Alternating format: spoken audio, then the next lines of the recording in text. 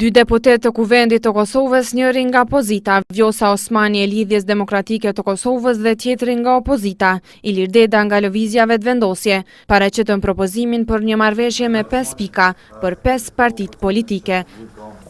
Kemi përpilu një propozim marrëveshje e cila i ka 5 pika për zgjidhjet e cila ofron një propozim zgjidhje për çështjet cilat po na konfrontojnë politikisht, që kanë të bëjnë me demarkacionin e kufirit me malin e Zi dhe me çështjen e bashkësisë të komunave serbe.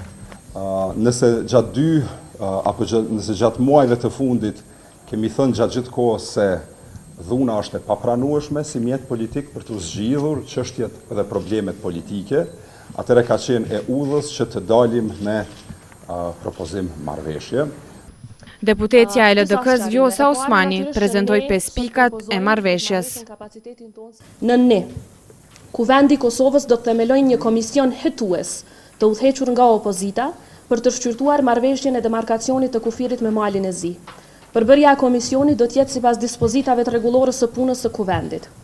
Komisioni do të ftojë së paku 5 përfaqësues të shoqërisë civile dhe ekspert, të cilët e kanë të drejtën e diskutimit dhe të propozimeve në komision, por nuk kanë të drejtë vote.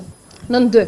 Kuvendi i Kosovës do t'i zgjedhë 2 gjyqtarët e radhës në gjykatën kushtetuese, me qëllim që vendimi i saj për kushtetutshmërinë e parimeve për themelimin e asociacionit të komunave me shumicë serbe të bëhet me gjykatë kushtetuese të kompletuar.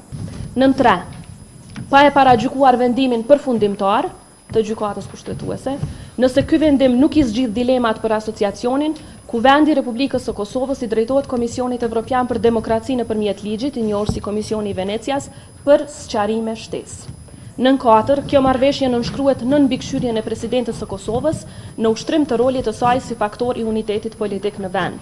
Dhe në 5, kjo marrëveshje do të votohet si rezolutë e Kuvendit të Kosovës në seancën e radhës më së largu 7 ditë nga nënshkrimi i kësaj marrëveshje. Deputeti Deda tha se përplasja po ndodh në mes të partive politike, andaj këtë propozim për marrëveshje ja dërguan 5 liderëve partijak. Kjo përplasje e cila po ndodh për partive politike shqiptare duhet të zgjidhet nga partitë politike shqiptare. Për këtë arsye i shkon 5 liderëve të partive politike shqiptare ju ka dërgu propozim marrëveshja. Feedback, po e kemi një feedback. Spaku një. Spaku një, i cili ka qenë është feedback pozitiv.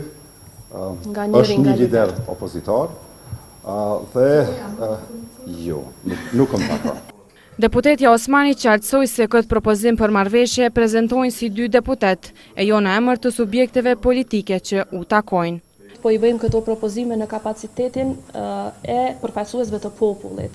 Pra si deputet të Kuvendit të Kosovës dhe jo si përfaqësues të partive politike. Që ne publikisht i bëjmë thirrje edhe përfaqësuesve të partive të komuniteteve jo shumicë që t'i bashkohen kësaj iniciative, mirë po besojmë që natyrisht iniciativa për të bërë bashkë dhe për të diskutuar qoftë për këto 5 pika, apo 5 pika të reja që dikush mund t'i propozoj, i takon liderëve politik të partive më të mëdha në vend. 2 deputetët thanë se presin që ky propozim i tyre të shqyrtohet dhe të negociohet.